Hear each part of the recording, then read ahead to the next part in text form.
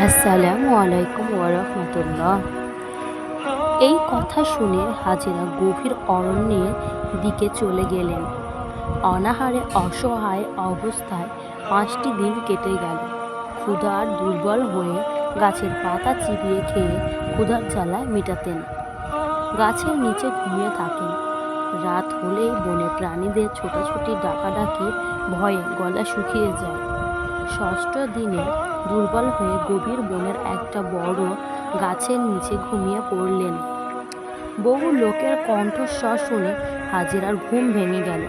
বাদশাহর সৈন্যদের ছোটাছুটির ফলে বনের মধ্যে একটা হইচই পড়ে গেল। বনের পশুরা ছুটে পালাতে লাগলো। পাখিরা কিচিরমিচির করে উঠে গেল। এক পশম চিৎকার করে বলে উঠল, ওই তো হাজেরা। এই বলে তার বিকট ভাবে হাসতে লাগলো। হাজেরা ভয়ে ব্যাকুল হয়ে দোয়া করলেন, হে আল্লাহ দয়াময়, মহাপ্রভু, দাসীর প্রতি নির্দোষ হয়ো না। তুমি তো সেই দাসীকে এত রূপ লাবণ্য সৌন্দর্য দান করেছ, আমাকে কলঙ্কিত করো না প্রভু। হাজেরার দোয়া কবুল হয়ে গেল। ইমরান হাজেরাকে বন্দি করার জন্য লোকেদেরকে নিয়ে এগিয়ে যেতে লাগলো। সকলের পাগুলোই মাটির সঙ্গে আটকে গেল। হাজেরা এগিয়ে যেতে লাগলো। এবার তারা চলার শক্তি পেল। তারা হাজেরার পিছু পিছু ছুটল। হাজেরার জঙ্গল পেরিয়ে নীল নদের তীরে গিয়ে ঝাঁপিয়ে পড়লেন। নীল নদের ঢেউয়ের মধ্যে বিরাট একটা ঢেউ এসে ভাসিয়ে নিয়ে গেল তাকে একেবারে মাঝ নদীতে। তারা দাঁড়িয়ে দেখল হাজেরা মাঝ নদীতে ঢেউয়ের মধ্যে হাবুডুবু খাচ্ছে। ইমরান বলল, তোমরা নদীতে ঝাঁপিয়ে পড়ো, তোমরা কাপুরুষ, নদীর ঢেউ দেখে ভয় পাচ্ছ? একটি নারী হয়ে নদীতে ঝাঁপিয়ে পড়তে পারলো, আর তোমরা পুরুষ হয়েও সাহস পাচ্ছ না? ওই মেয়েটিকে যদি ধরে দিয়ে যেতে না পারি, তাহলে তো আমার গর্দান কাটা যাবে। তারা বলল, যে নারীর কাছে যেতে পা অচল হয়ে যায়, সে নারী ভয়ঙ্কর ঢেউয়ের মধ্যে ঝাঁপিয়ে পড়তে পেরেছে, সে নারী সাধারণ মানুষ নয়। এই বলে তারা সব চলে গেল।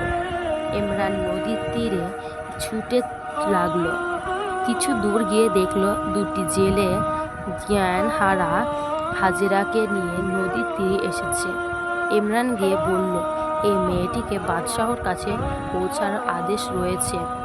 ইমরান জেলেদের দিয়ে একটা পালকি এনে হাজেরাকে নিয়ে রওনা হলো। বাদশাহ সাদুনের খাস কারাগারে বেহুশ অবস্থায় হাজেরাকে রাখা হলো।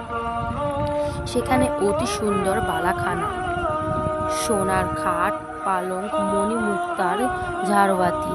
সেখানে প্রহরী সবাই নারী। কোনো পুরুষ সেখানে প্রবেশ করার সাহস পায় না, কারণ সাধু সুন্দরী যুবতীদের সেখানে নিয়ে কাম লালসা পূর্ণ করে।